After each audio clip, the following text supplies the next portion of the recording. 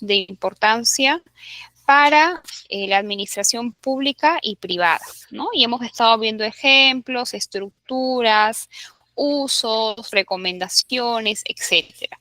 El día de hoy, que es la sesión número 5, nos toca abordar un documento administrativo de especial relevancia tanto para la administración pública como para la administración privada, que es la resolución, ¿no? Entonces, se acordarán que en la primera clase estuvimos revisando el significado de el procedimiento administrativo, los sujetos, ¿verdad? Y también dentro de esos conceptos que estuvimos revisando en la primera clase pudimos revisar o hablar sobre el acto resolutivo.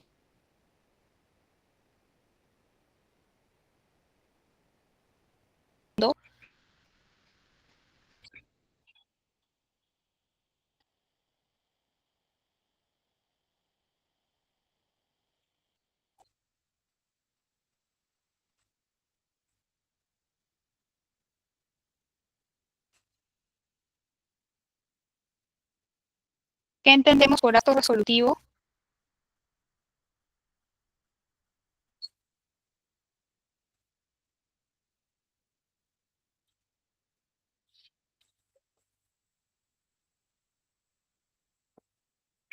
Vamos a ver si alumno se animó a colocar su comentario.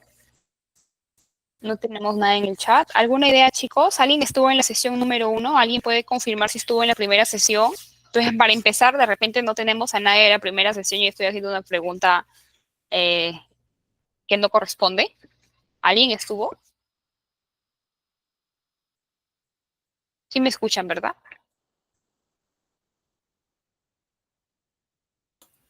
Sí, se le escucha, profesor. A ver, chicos, ¿algún comentario?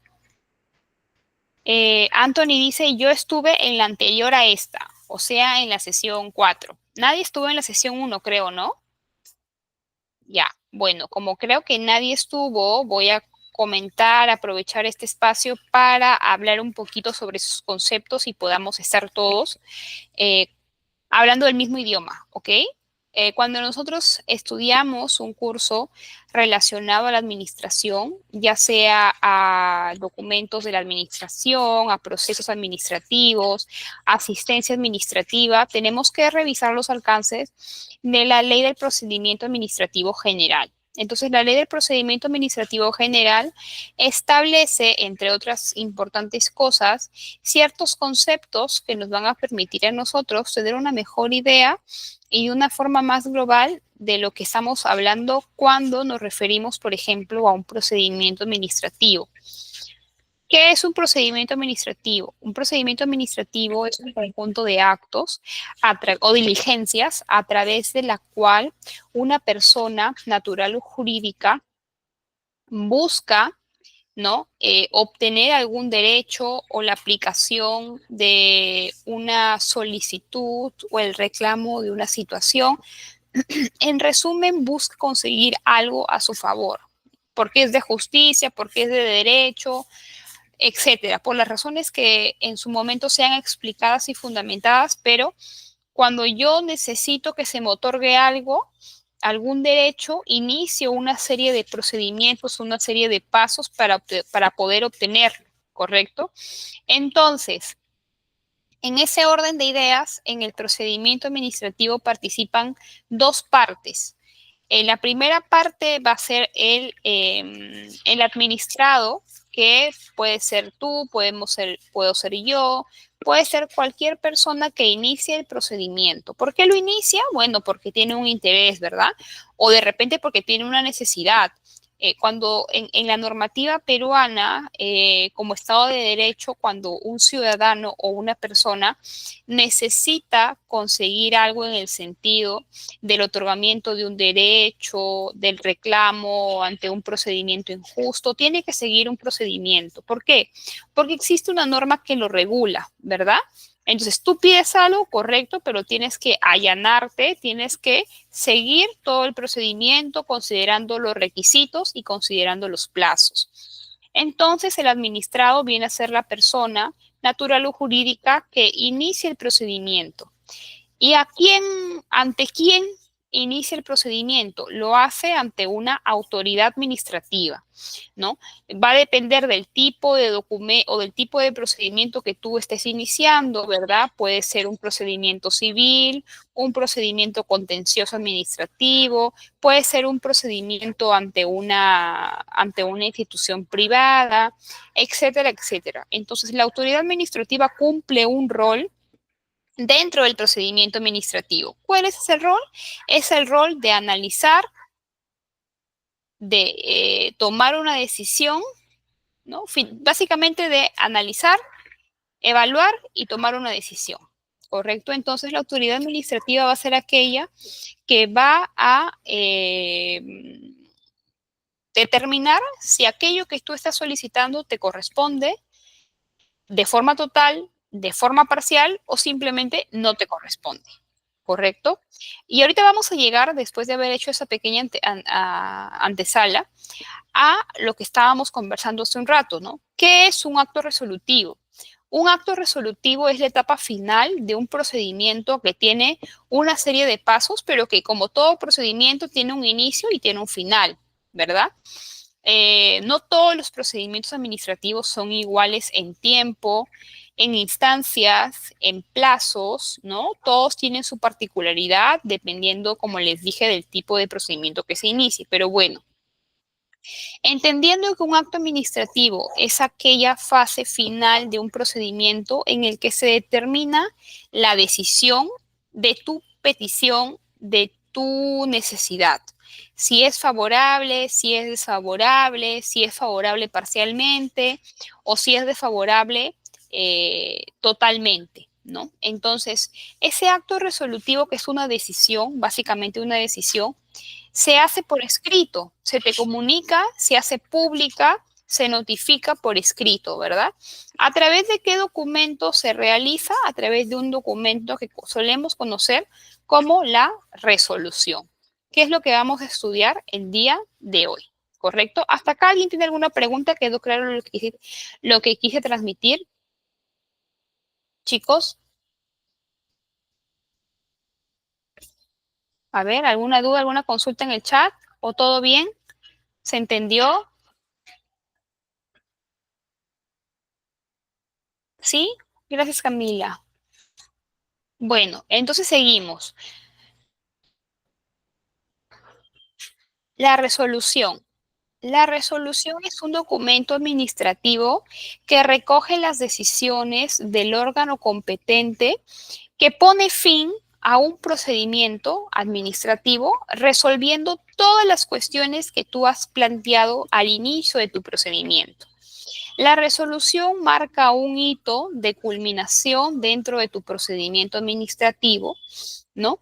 Que es muy importante que podamos conocer para qué sirve, cuáles son sus características y bueno, más adelante podamos saber cómo se elabora, qué partes tienes y qué partes tiene y qué recomendaciones podemos brindar si en algún momento tienen la necesidad de poder redactar, revisar o algún día firmar, suscribir una resolución. Entonces, ¿cuáles son las características de una resolución? Entre varias de ellas, encontramos que la resolución es un documento en el que se tienen que fundamentar argumentos de hecho y argumentos de derecho. ¿Qué son los argumentos de hecho y qué son los argumentos de derecho y en qué se diferencian? Es lo que vamos a explicar en este momento. Como ustedes conocen o tienen alguna noción, los procedimientos administrativos que parten o que se inician a partir de una necesidad están regulados, ¿verdad? Si yo, por ejemplo, deseo, no lo sé, vamos a pensar, ¿qué deseo pedirle a la administración? Yo voy a pedirle a la municipalidad una licencia de construcción, ¿no? Porque yo quiero construir un edificio de tales pisos, con tales características, en tal ubicación. Entonces, yo conozco y yo sé que para poder iniciar con la construcción de mi negocio, de mi casa, tengo que solicitar y tramitar ante la municipalidad una licencia de construcción, ¿verdad? Entonces, yo necesito primero averiguar, conocer, aprender qué requisitos son los que yo necesito presentar, ¿verdad? ¿Qué plazo tengo yo para presentar? ¿Qué plazo tiene la municipalidad para resolver? ¿Verdad? Entonces, todo eso yo tengo que agenciarme, tengo que saber cuál es la dependencia de la municipalidad que se encarga de analizar y de otorgar las licencias de construcción, ¿no? Para yo estar totalmente informado sobre el proceso. Pero como sabemos de que este procedimiento tiene una norma, o sea, la municipalidad va a tener sí o sí un reglamento, por ejemplo, de edificaciones, ¿no? O también está el reglamento nacional en el que se va a consignar qué características, qué de repente documentos tengo que presentar y qué evaluaciones tengo que pasar, tengo que aprobar para que me sea cedido la licencia de construcción. Entonces, todo eso está normado en directivas, en reglamentos, etcétera. Lo que la autoridad administrativa va a hacer es que va a analizar mi expediente, va a analizar lo que dice la norma y si yo cumplo con lo que dice la norma, entonces muy probablemente me va a ser otorgado mi licencia de funcionamiento. Cuando una autoridad administrativa se pronuncia a favor o en contra, parcial o total, de tu solicitud, lo hace utilizando dos tipos de argumentos. En primer lugar, lo hace usando la ley o los dispositivos legales que regulen aquello que tú estás solicitando, porque siempre existen, no hay nada, no hay ningún procedimiento que no esté regulado en su forma y en su fondo, en los requisitos, en los plazos, en las instancias, etcétera. Como todo está regulado, es una obligación de la autoridad administrativa que se tome el tiempo de analizar, de sustentar y de colocar qué dispositivos está utilizando para poder respaldar su decisión. Si yo estoy decidiendo, por ejemplo, que no le voy a otorgar la licencia de construcción a José Pérez, lo hago porque tengo una norma o varias normas que me respaldan. De repente la persona no ha cumplido con presentar todos los requisitos, no lo ha hecho en el plazo establecido, no ha levantado las observaciones correspondientes, ¿no? O sea, ha omitido algo que finalmente me ha llevado a tomar la decisión fundamentada y legal de declarar que no procede su solicitud. Esa es una parte o lo que conocemos como los fundamentos de derecho. Pero también tenemos que complementar lo que la norma dice con situaciones o con sucesos que se han acontecido, ¿no? Por ejemplo, en el mismo caso que estamos conversando de una licencia de construcción.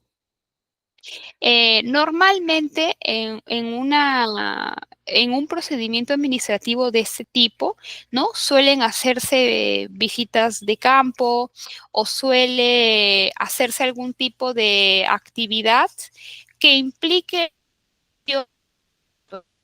por ejemplo, si el gerente de esa dependencia fue a hacer una visita y corroboró que no existen las condiciones para poder otorgarlo, porque de repente tú has planificado hacer o quieres la licencia para construir un edificio, ¿no? Y la zonificación urbana, o sea, donde está ubicado ese lugar, no, como es el centro histórico, no permiten edificaciones de más de 2 pisos, ¿no? Entonces, como tú no has cumplido con el reglamento, con lo que indica la norma y hay un hecho comprobable, o sea, una visita de inspección que corrobora la ubicación de ese terreno donde planificas construir, tu licencia va a ser denegada, ¿no? Entre otras cosas que podemos indicar. Evidentemente la resolución, los alcances de la resolución tienen que respetar tus derechos fundamentales, ¿no? Por ejemplo, cuando tú recibes o se te es notificada una resolución, tú tienes el derecho de apelar, ¿no? De interponer un recurso de reconsideración de agotar la vía administrativa para poder reclamar algo que tú consideras justo. De repente no lo es, eso no lo vas a decidir tú, sino lo van a decidir las autoridades correspondientes, pero la idea principal es que tengas la seguridad de que tus derechos fundamentales se respeten en todos los alcances del procedimiento.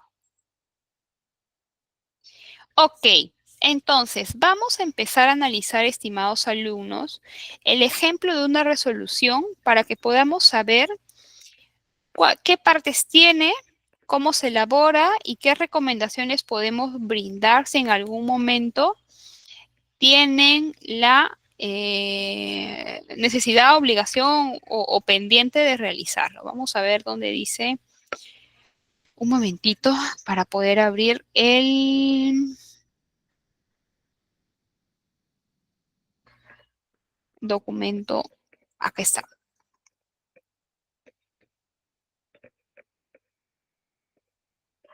Ya, vamos a ver. Voy a proyectar mi pantallita, me confirma si se ve.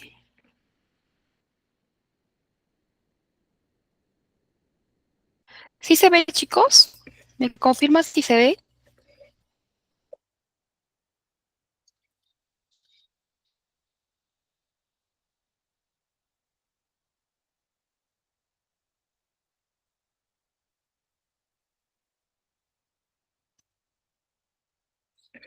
Ya, creo que sí se ve, ¿verdad? Ok, gracias. Hola Alexandra, hola Lielba, ¿cómo están? Hoy día lo siento, ¿será que es ya fin de semana? Porque conforme va pasando la semana, la energía va disminuyendo, ¿no creen? Ya uno va llegando al viernes, en mi caso que trabajo solamente hasta el viernes, ahí con las justas de energía, con las justas de todavía batería para poder culminarlo, pero bueno, vamos con toda la actitud, con todas las ganas, que ya nos queda una hora nada más en esta sesión. Entonces, ustedes ven en su pantalla una resolución que primero hay que caracterizarla, ¿no? Contextualizarla. ¿De qué se trata y de qué sector pertenece? Esta es una resolución del sector público, una resolución pública, ¿verdad? También tenemos que decir que es una resolución directoral. Entonces, nosotros vamos a encontrar diversos tipos de resoluciones dependiendo del nivel en el que sean emitidos. Por ejemplo, si el ministro firma una resolución, ¿cómo se llamará la resolución? Chicos, si un ministro la firma, ¿cómo se llama? A ver, ¿quién sabe?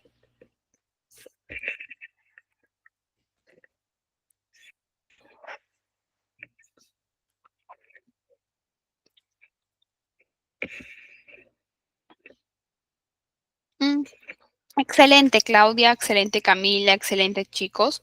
Resolución ministerial. Si un presidente y un ministro la firman los dos a su vez, ¿cómo se llama esa resolución? Ah, los atrapé. ¿Cómo se llama una resolución que lo firma el ministra, perdón, el presidente y lo refrenda un ministro? Porque la palabra correcta es refrendar. ¿Cómo se llama?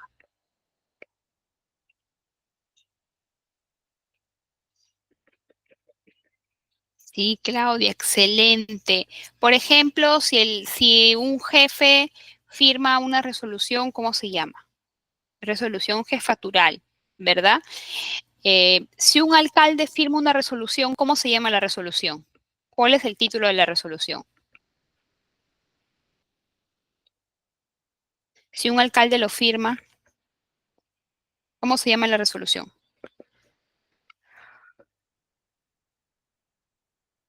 Sí, resolución municipal o resolución de alcaldía. Excelente, chicos. Entonces, lo que quiero transmitirles es que dependiendo del nivel del cargo específico que desempeñe, porque recordemos que las resoluciones no las puede firmar cualquier persona ni cualquier servidor. Las resoluciones es un documento administrativo formal y de cierto nivel jerárquico. Las resoluciones están hechas para que determinados funcionarios que desempeñan cargos directivos, cargos de decisión y que tienen la competencia para resolver determinadas situaciones puedan suscribirlas. Es cierto que una resolución puede tener el visto bueno de otros profesionales. Normalmente las resoluciones tienen el visto bueno de los abogados que dan su informe legal, ¿verdad? Dependiendo del contenido, de lo que se está dirimiendo en una resolución, puede tener el visto bueno de otros órganos, de otras dependencias, ¿no? Y recordar que los vistos buenos tienen una utilidad, ¿no? Cuando un profesional o una unidad le firma, le otorga el visto bueno a una resolución, no es por la obligatoriedad ni por el simple hecho de hacerlo, es porque la persona, funcionario, está manifestando su conformidad con el contenido de la resolución y está brindándole un respaldo de que lo que está resolviendo la autoridad es conforme a norma, es lo justo y es lo correcto. Entonces, si en algún momento esa resolución fuera objeto no solamente de apelación, sino de repente de una investigación o situación similar, no solamente el máximo funcionario que firme es responsable, sino también los funcionarios que otorgaron su visto bueno tendrán que justificar cuál fue el análisis que realizaron, ¿no? O si de repente en contubernio con el jefe se pusieron de acuerdo para darle legalidad a la resolución, pero no ameritaba esa decisión. Entonces, los vistos buenos también cumplen una función, no solamente en una resolución, sino en un oficio, en una carta, ¿no? Etcétera, etcétera. Entonces, después de haber hablado un poquito de unos datos complementarios, vamos a empezar a analizar lo que empezamos a ver ahora en pantalla que se está compartiendo, ¿no? ¿Qué empezamos a ver? Bueno, empezamos a ver que en la parte del encabezado, porque este no es un documento editable, este es un documento, eh, perdón, en versión PDF. Entonces, a diferencia de los otros que hemos ido viendo, ¿no? Porque en realidad la resolución es un documento muy sensible, bastante legal, ¿no? Bastante argumentativo. Entonces, a diferencia de otros documentos donde de repente podíamos hacerlos acá, ¿no? Por el tiempo que tenemos, de repente es un poco más difícil, pero de todas maneras, digamos, el análisis de un documento ya elaborado, real, ¿no? Porque no estamos hablando de supuestos, sino de una resolución real, también sirve para estos casos para poder estudiar eh, el concepto y los alcances de una resolución. Entonces, ¿qué es lo que nosotros primero alertamos a simple vista de lo que compartimos en pantalla? Es el logo, ¿verdad? El logo. Mejor dicho, el escudo peruano que ustedes lo ven acá, ¿no? Que suele ser una forma típica de presentación en cuanto al diseño del encabezado, ¿no? A diferencia, por ejemplo, ustedes sabrán de los oficios, de las cartas, de los informes. En el encabezado teníamos los logos institucionales y también teníamos el nombre del decenio y el nombre del año, prácticamente casi igual en el oficio, la carta, el informe, el memorando. En la solicitud y el memorial no, pero en los primeros 4 documentos sí. En cambio, la resolución tiene diferencias en cuanto a la forma y lo más común es visualizar el escudo el escudo peruano al centro, sobre todo en los casos de resolución ministeriales, directorales y supremas, ¿correcto? Entonces, como todo documento administrativo, la resolución directoral también tiene un correlativo, ¿verdad? Las resoluciones directorales también tienen un orden numérico, también se incorpora las abreviaturas de las entidades a las que o de las que se está remitiendo la resolución de mayor a menor, de izquierda a derecha, ¿no? Entonces, además de la fecha, ¿cuál es la primera gran parte o la primera parte de una resolución? La parte conocida como visto, que bueno, que tiene un nombre, lo vamos a mencionar acá, la parte expositiva. Lo que estamos viendo acá es la parte expositiva, que va a ser la parte más pequeña de la resolución. La parte más breve, más corta, que posiblemente no pase de 5 líneas, ¿no? ¿Por qué? ¿Qué es la parte expositiva? ¿Y por qué es tan corta?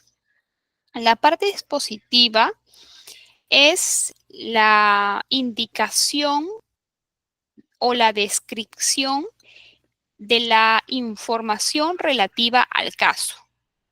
Cuando se emite una resolución es porque se está concluyendo un procedimiento administrativo, ¿verdad? Que ya le hemos mencionado en varias oportunidades. Entonces, este procedimiento administrativo, antes de que se emita una resolución, ha pasado por una serie de etapas, de diligencias y de procesos. Y como han pasado una serie de etapas, evidentemente se ha elaborado un expediente. Un expediente que contiene varios folios, ¿no? Un expediente de repente considerable en hojas, ¿no? Entonces, pero básicamente un expediente. Entonces, ese expediente sobre el caso sobre el cual se va a pronunciar tiene una numeración, tiene un código, ¿no? Que lo conocemos con el CUT, que es el Código Único de Trámite.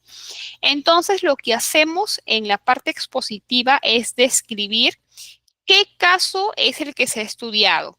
Para describir el caso que se ha estudiado, yo tengo que colocar dos datos importantes. El primero, y con el que inicio, es el número de expediente. El número de expediente o el código del expediente, y también hacemos mención el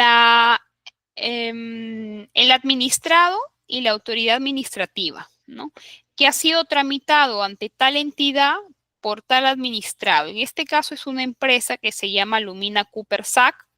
Y como tercera parte comentamos o describimos cuál es el tema, o sea, qué es lo que ha pedido el administrado. En este caso, el administrado, en este expediente administrativo, está pidiendo la nulidad de una resolución administrativa número tal de fecha tal. Para concluir esta parte, la parte expositiva es la parte más concreta, más breve y la primera parte de toda resolución a través de la cual se consignan tres datos: número de expediente, nombres del administrado y de la autoridad administrativa y el caso a resolver.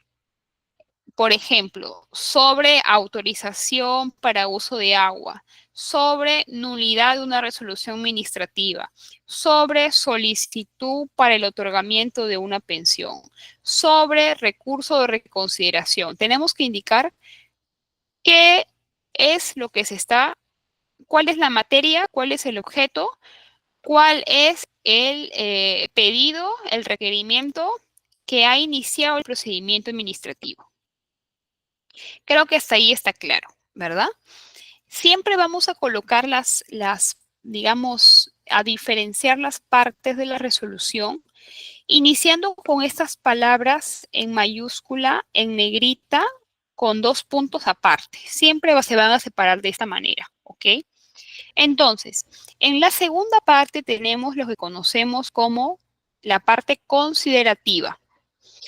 ¿Qué es la etapa o la parte considerativa, de qué está compuesto y qué recomendaciones deberíamos tener? La parte considerativa suele ser la parte más extensa de una resolución. La parte considerativa no es más que la mención, descripción detallada de básicamente la base legal que respalda tu procedimiento y tu decisión, y también los documentos que han sido cursados, tramitados o que son importantes mencionar en el desarrollo del procedimiento administrativo. Me explico, voy a dar un ejemplo. Si en este caso, por ejemplo, la empresa está pidiendo que se anule una resolución anterior, de repente lo está pidiendo porque esa resolución consideran que no ha sido justa, que es inválida, que no se ajusta a la normativa, o que ha sido aprobada o que fue aprobada para perjudicarlos. No lo sé, no sé las razones, pero estoy especulando, ¿ok? Entonces, en la parte considerativa, lo que yo necesito como autoridad administrativa va a ser organizar en párrafos, como ustedes lo están viendo acá, La base legal, las normas, las leyes, decretos, reglamentos, directivas, ¿no? Que regulen aquello que es materia del expediente, ¿no? Entonces, tengo que hacer un trabajo complejo, es un trabajo que normalmente lo hace un especialista, ¿no? Para que pueda fundamentar correctamente estos argumentos, ¿no? Y no solamente mencionar los documentos, las normas, sino también hacer una breve descripción. Por ejemplo, tenemos en el tercer párrafo lo siguiente, que mediante resolución directoral número tal, de fecha tal, ¿no? ¿Se acuerdan que esta resolución, el administrado estaba pidiendo la nulidad de una resolución anterior, ¿verdad? Entonces, lo que está haciendo la autoridad administrativa es, por ejemplo, describir que mediante esa resolución se le ha impuesto a la empresa que cancele un recibo por un importe tal correspondiente a la retribución por el agua de uso superficial con fines no agrarios, ¿no?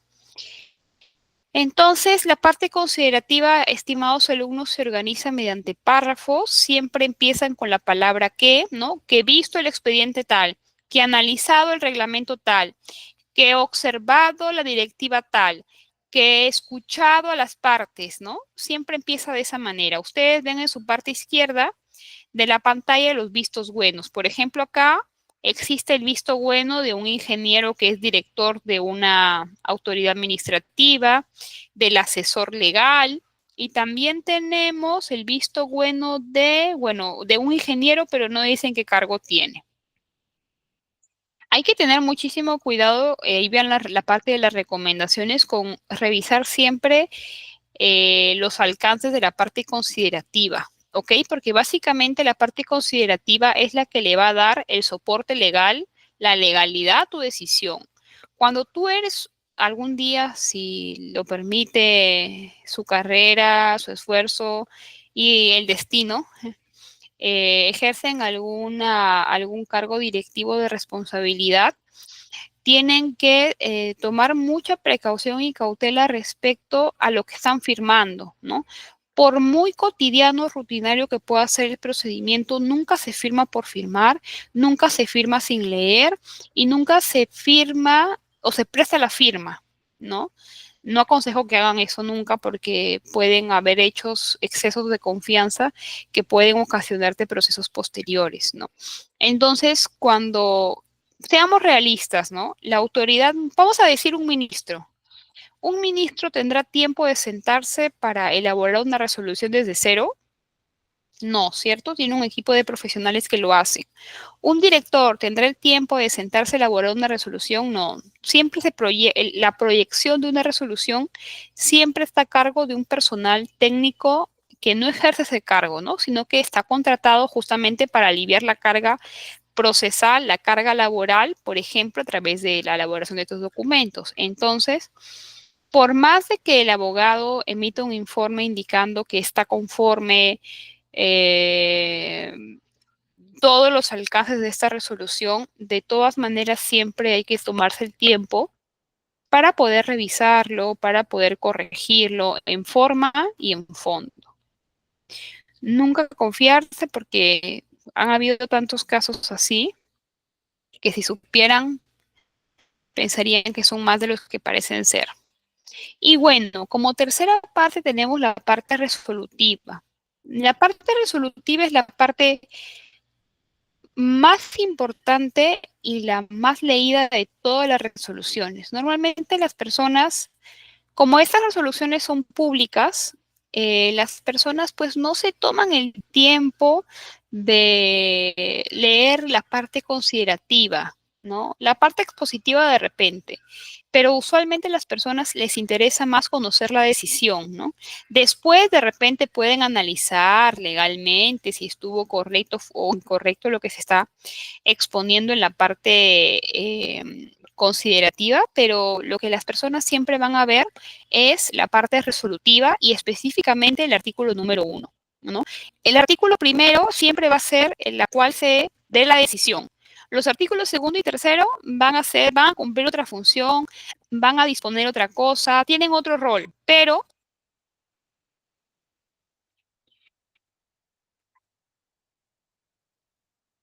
la síntesis, o mejor dicho, la decisión de la autoridad administrativa siempre se va a plasmar en el artículo primero de una resolución. La parte resolutiva se organiza en artículos y estos artículos no son muy extensos, son artículos concretos, breves, concisos, que siempre empiezan con un verbo y empiezan en mayúscula, ¿correcto? Cuando se va a colocar los artículos de la parte resolutiva, sí o sí la primera palabra tiene que empezar con mayúscula y en verbo, porque si tú lo lees se ve como una orden, ¿no? Se ve así de forma imperativa. Por ejemplo, hagamos lectura del artículo primero. Dice, declarar la nulidad de oficio de la resolución administrativa 051, o sea, le dieron la razón al administrado, porque se acuerdan que el administrado pedía que se anule una resolución, que es justamente la 051.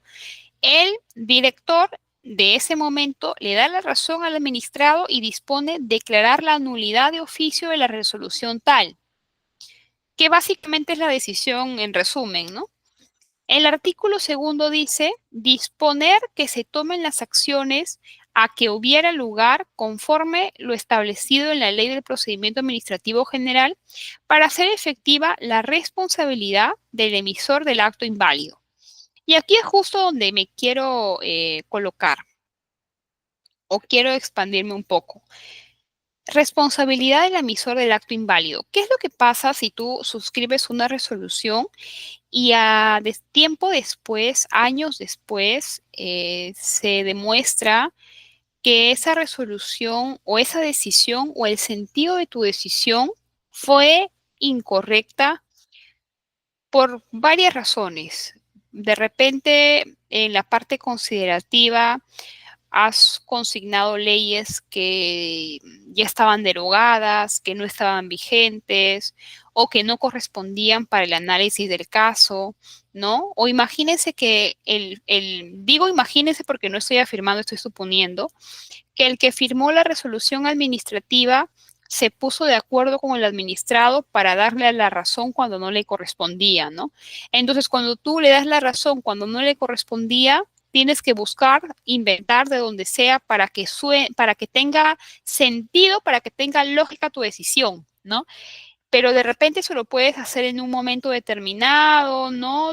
Pero cuando se hace un análisis más exhaustivo, se podría verificar que efectivamente no correspondía a ello, ¿no? Que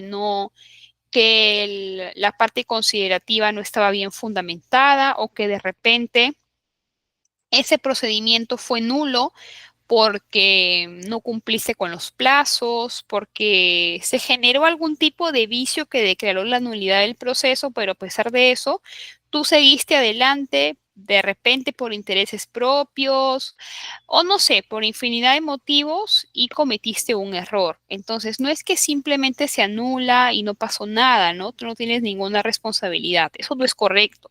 La ley del procedimiento administrativo general establece responsabilidades civiles y cuando se comete un delito penales, si es que suscribes una resolución que, ¿por qué? Porque cuando tú suscribes una resolución, estás no solamente suscribiendo un documento importante, sino que tú generas un efecto jurídico.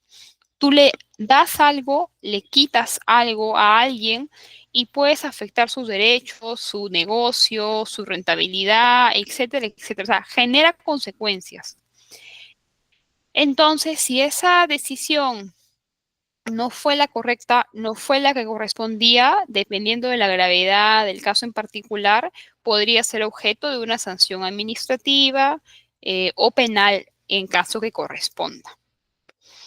Artículo tercero, encargar a la Administración Local del Agua la notificación de la presente resolución a la empresa tal. Bueno, para ver el artículo tercero, las resoluciones de estos tipos, ¿no? Son públicas y no solamente son públicas en el sentido de que cualquiera pueda acceder a ellas, sino que existe una obligación de poder publicarlos en un portal que sea de acceso público.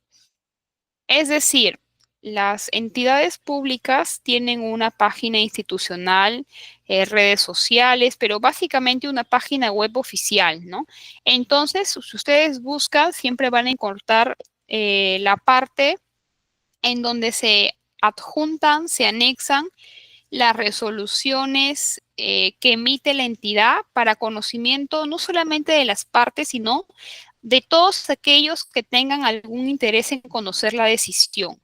Porque justamente al tomar una decisión es necesario que sea pública para que pueda ser objeto de análisis, objeto de cuestionamiento o simplemente que se conozca cuál es la decisión y de esa manera se acate. ¿Correcto? Entonces, las resoluciones sobre qué temas se deciden, ¿no? Bueno, por ejemplo, cuando se designa un ministro, ustedes saben que, por ejemplo, los ministros son cargo de confianza, ¿no? Entonces el presidente tiene tiene la potestad de designar, según su criterio, quién va a ser la persona, por ejemplo, que va a desempeñar el cargo de ministro de Educación, ¿no? Ella lo puede hacer porque tiene esa potestad discrecional, ¿no? Esa decisión. Entonces, para poder oficializar su cargo, es necesario que la presidenta, en este caso, suscriba y posteriormente se publique una resolución, ¿no? Una resolución suprema en la que se disponga la designación del señor o de la señora tal en el cargo tal. Solo a partir de la publicación de esa resolución es que empieza inmediatamente sus efectos, ¿no? Las resoluciones se redactan, se notifican y se publican de forma obligatoria. En el caso de ciertas resoluciones se hace en el periódico El Peruano, en el diario oficial El Peruano y otras se hacen en los portales institucionales de las entidades que lo emitieron, ¿no? Bueno, vamos a ver la parte del pie de página para acabar con el análisis del documento. Vamos a ver.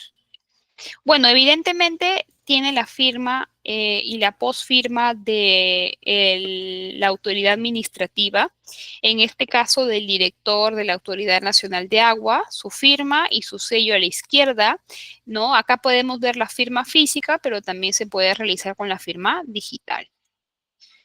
Sí, y a diferencia de los otros documentos que hemos visto, el pie de página está limpio. ¿Alguna pregunta, chicos, que ustedes tengan sobre la resolución que acabamos de analizar, que acabamos de revisar? ¿Alguna consulta?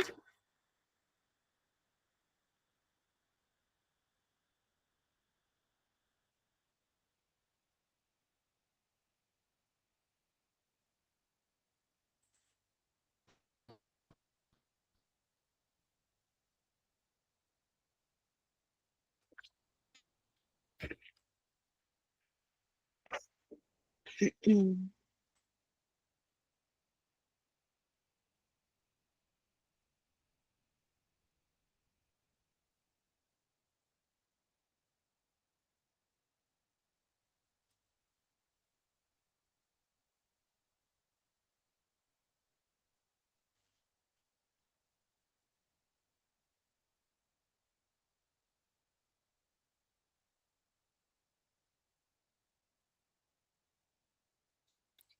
Vamos a ver los comentarios si hay alguna pregunta.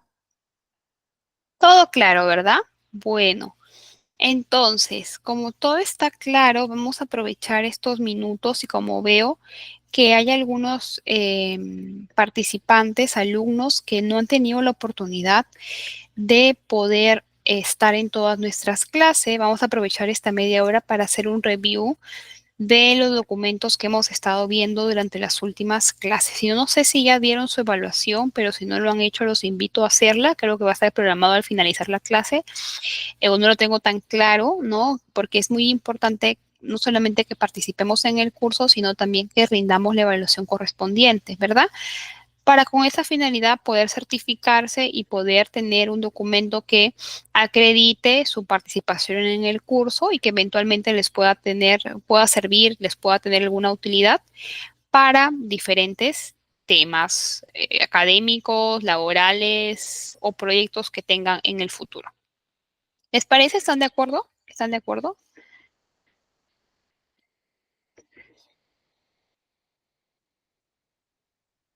Ya. Ok, vamos a empezar entonces desde el final hacia adelante. El clase número 4, sí, vamos a ver.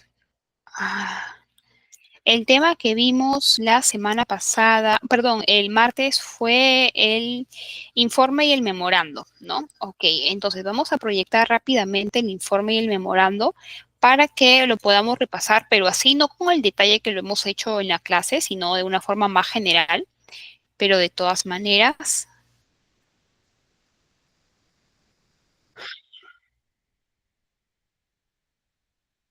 Entonces, vamos a empezar con el memorando, ¿ya chicos? ¿El memorando qué es? El memorando es un documento administrativo que cumple la función de transmitir jerárquicamente de un funcionario que tenga una mayor jerarquía hacia sus subordinados, disposiciones, pedido de información, en realidad directrices que tiene que cumplir de forma obligatoria, salvo que pues sea algo ilegal, algo fuera de la ética, ¿no? Pero como no creo que sea, están en la obligación de poder ser respondidos. ¿Cuál es la estructura de un memorando? Bueno, ustedes pueden ver, espero que se vea la pantalla, sí creo. Ustedes pueden ver la estructura de un memorando que siempre empieza por el encabezado, ¿no? Y hemos dicho que en el caso del oficio, de la carta, del informe, memorando, el encabezado es exactamente el mismo. También tenemos el correlativo, que el correlativo que hemos explicado en otros espacios, en otras clases, es la descripción del tipo de documento que se está remitiendo, el número, el año y las abreviaturas de las instituciones a las que pertenece la entidad que está remitiendo, pero ordenadas de forma jerárquica de izquierda a derecha.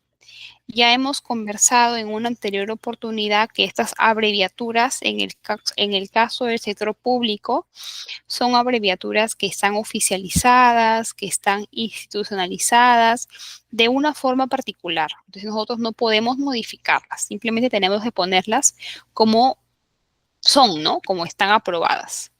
Entonces, los memorandos pueden ser memorando o memorando múltiple, dependiendo de si el memorando tiene un destinatario o tiene más de un destinatario. ¿Cuántos destinatarios pueden ser? Pueden ser 1, 2, 10, 20, 50, dependiendo de los órganos a los que te desees dirigir. Siempre tenemos que indicar los datos de los destinatarios, no olvidándonos de consignar 3 datos: nombres y apellidos, cargo y el nombre del órgano del cual son jefes o del cual tienen están encargados, ¿no? O tienen un cargo gerencial. En el asunto, lo que tenemos que consignar va a ser la instrucción que estamos dando. Solicitud de información del proceso tal. Cumplimiento de horario laboral. Inicio de proceso sancionador, ¿no? O sea, tenemos que ser claros en indicar qué es lo que estamos disponiendo, ¿no? En la referencia ya hemos comentado en otras oportunidades que las referencias son aquellos documentos que guardan relación con el asunto y que van a servir para argumentar de una mejor manera el cuerpo del documento y también para hacer mención de aquellos documentos que se han gestionado con anterioridad y que guardan relación con lo que estás abordando en este momento, ¿no? En el caso del memorando se separa la primera parte con el cuerpo a través de una línea vertical, que lo podemos hacer con formas o simplemente podemos utilizar nuestro teclado para poder hacerlo. Entonces, los memorandos ya hemos explicado anteriormente, estimados alumnos, pero lo hacemos recordar. Los memorandos son documentos cortos, claros, concretos, pero no por eso no se pone en contexto a los destinatarios, ¿no? Todo documento administrativo, sea el memorando o sea otro, tiene la necesidad de poder explicar, iniciar el cuerpo del documento explicando la finalidad, explicando cómo se detectó el problema, explicando cómo nace aquello que vas a solicitar. O sea, tienes que contar, en pocas palabras, tienes que contar la historia y no puedes ir directamente a yo dispongo tal, ¿no? No funciona así. Hay que explicar y poner en contexto qué es lo que está pasando para luego, miren acá donde inicia la parte instructiva, donde comienza el resaltado amarillo, recién inicia la parte instructiva y todo lo que está antes hasta el inicio es la parte explicativa, la parte descriptiva, la parte que le va a permitir a los destinatarios contextualizar qué ha pasado, dónde se inició el problema, ¿no? Para que puedan entender qué es lo que se desea transmitir. Entonces, las disposiciones que se establecen en el memorando son disposiciones concretas, o sea, y también específicas. Tú no puedes hacer disposiciones generales, necesitas hacer disposiciones específicas e indicar plazos para el cumplimiento de esa disposición. Los plazos van a ser determinados por el remitente dependiendo de la complejidad de la instrucción, dependiendo de, bueno, varios factores que tienen que ser analizados en su momento, pero básicamente siempre se van a determinar los días, ¿no? En los que los funcionarios deben acatar esa disposición como o en los términos en los que he señalado el funcionario que es su jefe o que está jerárquicamente por encima de ellos. Como todo documento, tiene una firma y una posfirma, ¿no? A través de la cual se indican los nombres y apellidos completos del remitente y también el área a la cual pertenece o de la cual está saliendo el documento, ¿verdad? Bueno, hemos indicado que el CUT es el número de expediente, ¿verdad? Que va a permitir identificar el documento dentro del sistema administrativo interno que tienen todas las entidades. Todas las entidades, especialmente las entidades públicas, cuentan con un sistema de gestión administrativa interno que va a ser algo diferente, tiene varias similitudes en todas las que va a permitir hacer el seguimiento de cuál fue el proceso de tu documento, qué fecha llegó, quién lo recibió, a qué hora lo recibió, lo derivó, a quién lo derivó, si esa derivación ya fue respondida. O sea, vas a ver cómo ha corrido ese documento por la institución, si ya fue respondida incluso, ¿no? Entonces, cuando tú necesites hacer el seguimiento de un documento en la entidad, no utilices el número del documento, o mejor dicho, no utilices el correlativo, sino utiliza el CUT, que usualmente el CUT le he remitido al destinatario, le he remitido al remitente a través de la pieza de partes física. Bueno, en el caso de que es virtual te llega un correo y en el caso de que es físico te lo escriben cuando te sellan o te colocan el sello de recepción del documento. Y finalmente tenemos el pie de página, ¿no? Que el pie de página ya sabemos que en los documentos administrativos de la administración pública tienen un formato en particular que va a depender obviamente de los datos diferentes de cada entidad, ¿no? Pero que se respetan los logos institucionales del gobierno y del Estado en este caso. ¿Alguna pregunta que alguien tenga sobre el memorando que me la haga llegar en el chat, por favor?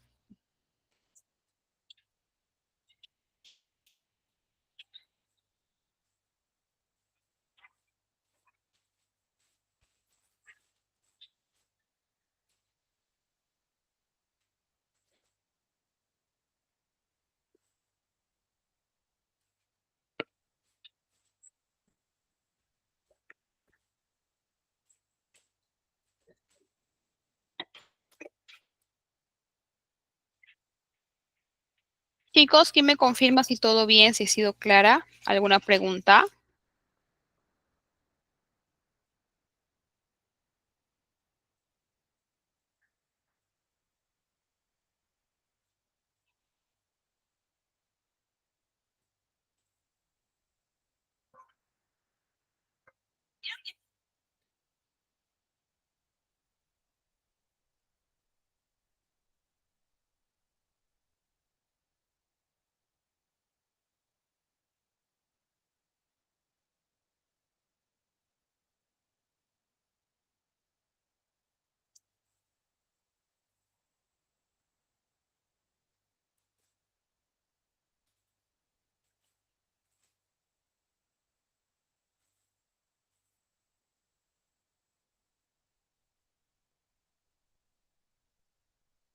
A ver, vamos a ver comentarios. Todo claro, muchas gracias, sin dudas, muchas gracias. Pasemos a otro, pasemos al informe. Voy a descargarlo para poder mostrárselos. Ok, un momentito, por favor. Ya, ahí va.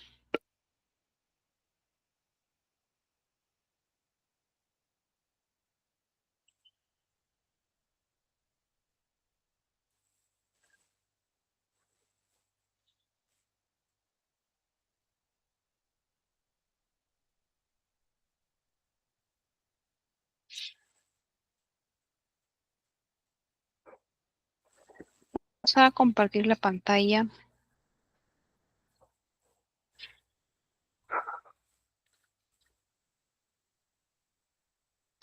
Ok, entonces vamos al segundo documento que es el informe. El informe nace con la finalidad de que, al contrario de un memorando, se dirige de un especialista, de un profesional, siempre a un profesional que ocupe un cargo jerárquico mayor que tú. Normalmente es a tu jefe inmediato, pero también puede pasar de que sea al jefe de tu jefe, ¿no? O al jefe del jefe de tu jefe, bueno, cuando corresponda. Entonces, los informes sirven para poder transmitir detalladamente, analíticamente, sistemáticamente, información, opinión, posición, descripción de situaciones que están bajo tu responsabilidad y de la cual pones de conocimiento para la decisión de justamente esas personas que tienen un cargo jerárquico superior al tuyo. Por ejemplo, vamos a pensar, voy a poner mi caso para ser más clara. Nosotros, hablo de mis compañeros y yo, tenemos cargos de especialistas, ¿no? O sea, eso quiere decir mandos medios.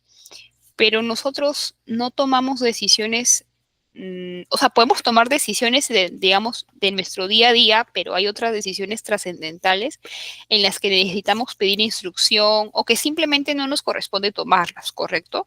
Entonces, como somos mandos medios, siempre estamos obligados, en general todos, pero especialmente los que siempre tenemos que responder a alguien,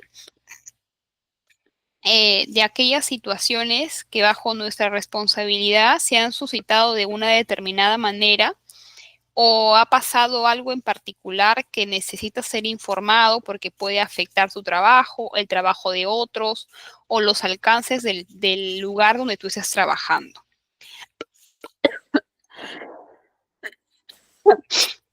Con esa finalidad es que nace el informe, ¿ok? Entonces, ¿cuál es la estructura de un informe? Ah, y otra diferencia, ¿no? Los informes en el sector público y en el sector privado son diferentes o tienen sus diferencias en cuanto a la estructura. Los informes del sector público tienen una estructura ya digamos, predeterminada. Sin embargo, yo he visto informes del sector privado que pueden ser o que pueden incorporar muchísimas más partes, ¿no? Que suelen ser, bueno, de repente a disposición de la empresa, por política interna de la empresa, No lo sé, pero normalmente en el sector público es donde tú vas a encontrar más uniformidad respecto a la estructura de un informe. De todas maneras, vale aclarar que el formato que voy a presentar del informe en este momento no es, digamos, un formato 100% usado. Podrán ver ustedes y analizar en el sector público algunas diferencias y, bueno, muchas más diferencias en el sector privado que, como les digo, suelen añadir muchos apartados más, ¿no? ¿Por qué? Bueno, por decisión de cada profesional, de cada empresa, etcétera. Pero como tienen una misma finalidad, creo que sirve muy bien este ejemplo. Entonces, el encabezado ya no nos detenemos a decir porque ya lo explicamos en varias oportunidades, el correlativo también, ¿no? Mencionar que en el informe, en la parte superior, siempre tienes que consignar a quién lo diriges y luego debajo quién lo remite, ¿no? El asunto, la referencia, que ya lo sabemos qué es, ¿no? Y a continuación voy a explicar las partes de un informe. La primera parte de un informe son los antecedentes.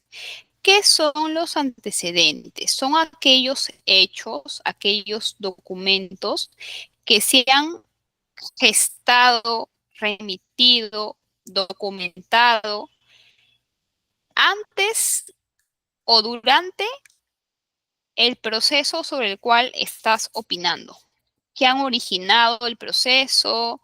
De repente puedes hacer mención a informes anteriores que guarden relación con ese tema que estás informando, o de repente si es que tu informe te lo pide expresamente un jefe, o sea, no lo envías tú, digamos, como una iniciativa propia, sino te lo piden expresamente, entonces vas a hacer mención seguramente del documento a través del cual te solicitan ese informe, ¿no? En general, en la parte de antecedentes, lo que tú tienes que hacer es una compilación documentaria de todos aquellos documentos anteriores o presentes en el proceso o que guardan relación con lo que vas a transmitir en tu informe. ¿Ok? Lo que necesitas es ordenarlo mediante párrafos de forma numérica, de forma tal que al leerlos vayas entendiendo con muchísimo detalle cómo se ha desarrollado o cómo se ha llegado al punto que estás remitiendo, ¿no? Normalmente lo hacemos de una forma cronológica, o sea, vamos del documento más antiguo al más reciente, ¿no? Para darle una cronología a lo que estás relatando o lo que estás describiendo. Siempre indicamos el documento completo, ¿no? La descripción completa del documento lo tienes que indicar.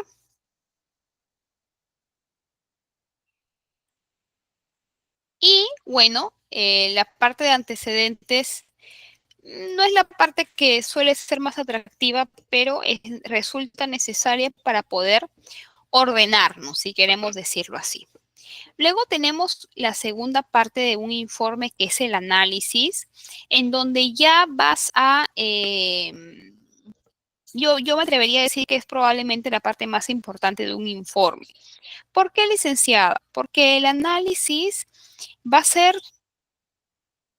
tu trabajo y tu forma de hacer ver tu especialidad y tu formación profesional.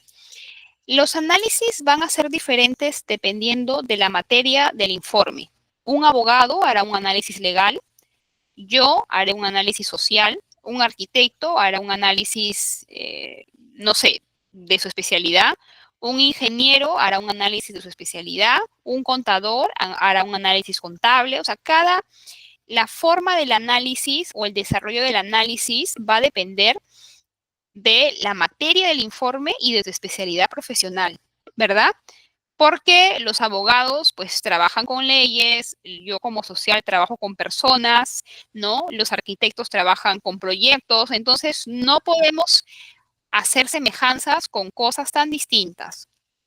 Independientemente de eso, cada profesión cuenta con diversas herramientas metodológicas que nos permite sistematizar la información. Cuando tú analizas un tema desde el punto de vista profesional o con un análisis profesional, lo haces a través de gráficos, a través de cuadros, a través de cuadros comparativos, a través de normas, ¿no? Entonces, el análisis básicamente viene a ser tu posición profesional basado en una serie de datos, de estrategias, de instrumentos que te permiten llegar a conclusiones sobre un tema. Por ejemplo, en mi caso, ¿no? Eh, si, si yo voy a informarle a mi jefe sobre, por ejemplo, las situaciones sociales o voy a hacer un análisis de mi trabajo durante todo un año, entonces tendré que hacer, por ejemplo, un cuadro comparativo, ¿no?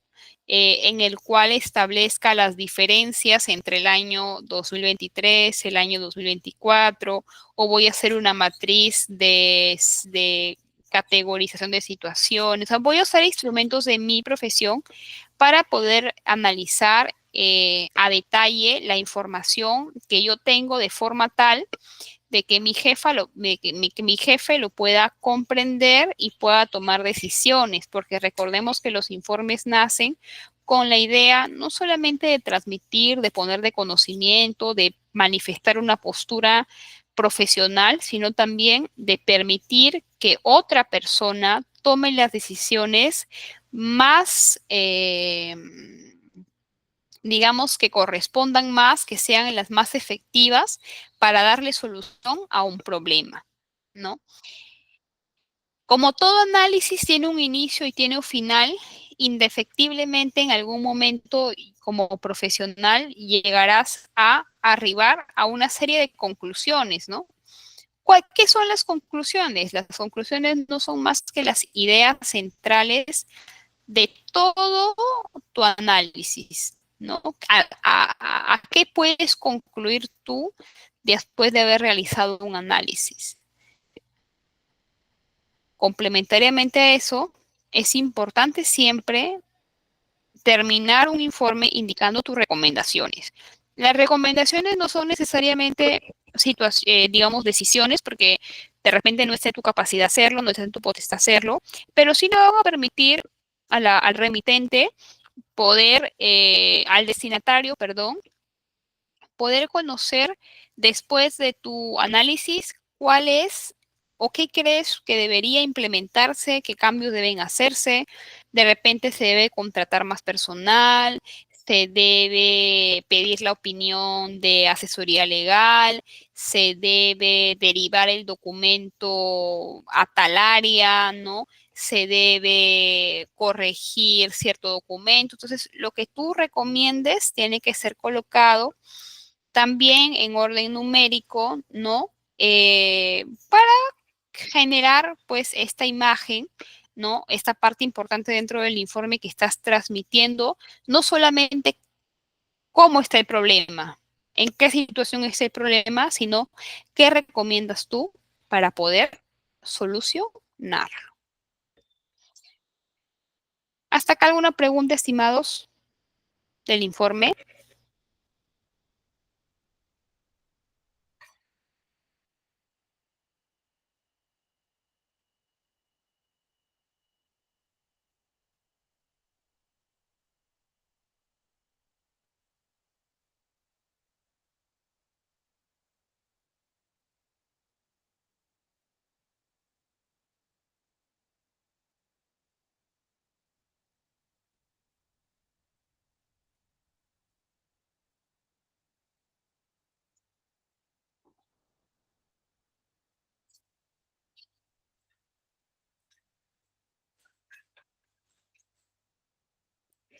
Vamos a ver el chat.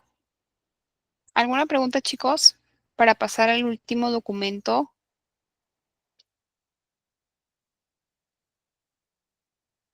Hola.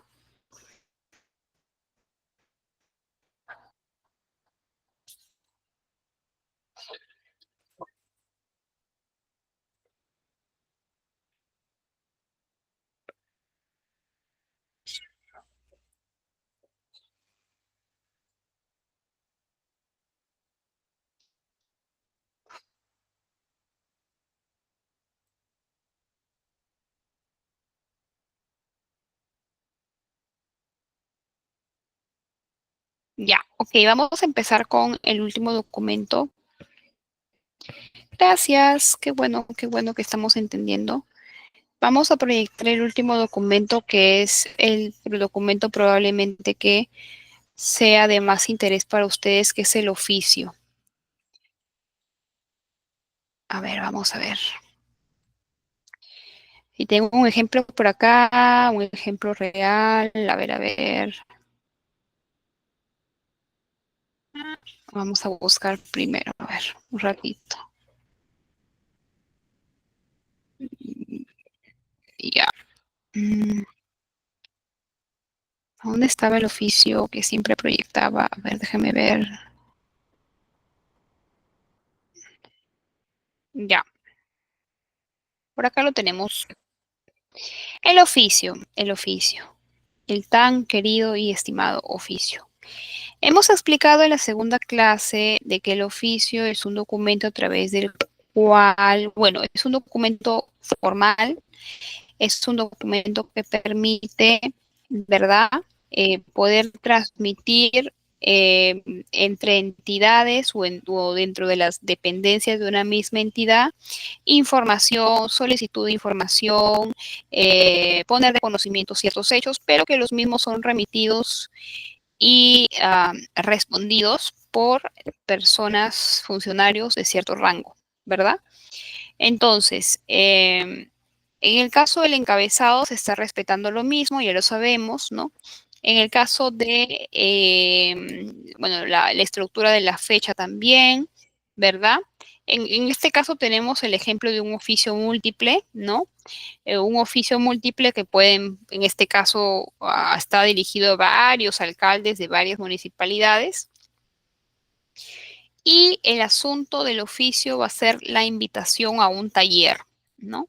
Entonces, me parece que este oficio lo firma el director del Programa Nacional de Saneamiento Rural, ¿no? Que es un programa que pertenece al Ministerio de Vivienda, ¿no? Entonces, el ministerio, o mejor dicho, el programa, ha elaborado y organizado una capacitación denominada Estrategia para impulsar la mejora de la prestación de servicios de saneamiento rural. Entonces, cuando nosotros pensamos en cómo elaborar un oficio, por ejemplo, de invitación, tenemos que saber que nosotros, o mejor dicho, las municipalidades que lo están leyendo de repente no conocen qué es la estrategia, no conocen qué es el programa, no nos conocen. Algunos sí, algunos no, pero vamos a ponernos en el supuesto negado de que no saben que nosotros existimos y para qué va a servir esa capacitación. Como lo vuelvo a repetir varias veces, es importante que siempre pensemos en la parte que lo va a recibir. Pensemos como lo pensarían ellos que no conocen a detalle como nosotros conocemos lo que venimos haciendo.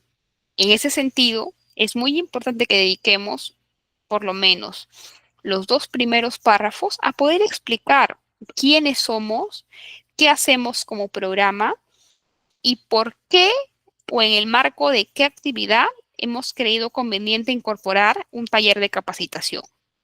Tenemos que explicarlo a través de qué programa se creó, a qué nos dedicamos, hace cuántos años nos dedicamos, en qué regiones intervenimos, para que el destinatario pueda conocer quiénes somos, qué hacemos y después de que hemos explicado eso, recién nos atrevemos a realizar la invitación. Una invitación de un taller tiene que contemplar el lugar, la hora, la duración, ¿no? Por ejemplo, yo tengo que colocar en un oficio de ese tipo con quién, a quién deben contactar para poder confirmar, cuántas personas o cuántos funcionarios pueden asistir en representación de una municipalidad o de repente qué dependencias específicas deben participar de la entidad. De repente solamente puede ir el alcalde, o solamente puede ir el teniente alcalde, o de repente solamente puede ir el director, el jefe de cierta unidad, porque va a ser una capacitación muy técnica, ¿no? Bueno, dependiendo de la naturaleza de esa invitación, es que yo tengo que colocar todos los datos necesarios para que el destinatario pueda entender, comprender y disponer su participación o la participación de otro funcionario según lo considere conveniente, ¿no? En este caso, el oficio está haciendo uso de herramientas digitales como por ejemplo Google Forms, ¿no? Que es una herramienta de Google que te sirve para poder crear formularios donde las personas pueden dejar sus datos, ¿no? Y a su vez esos datos se consignan en hojas de Excel, ¿no? O en documentos de Excel donde ya te dan la información sistematizada, ¿no? El oficio, como todo documento, tiene un remitente, ¿no? Que no es cualquier persona ni cualquier servidor, es un profesional que cumple un cargo directivo. En este caso, el oficio es dirigido de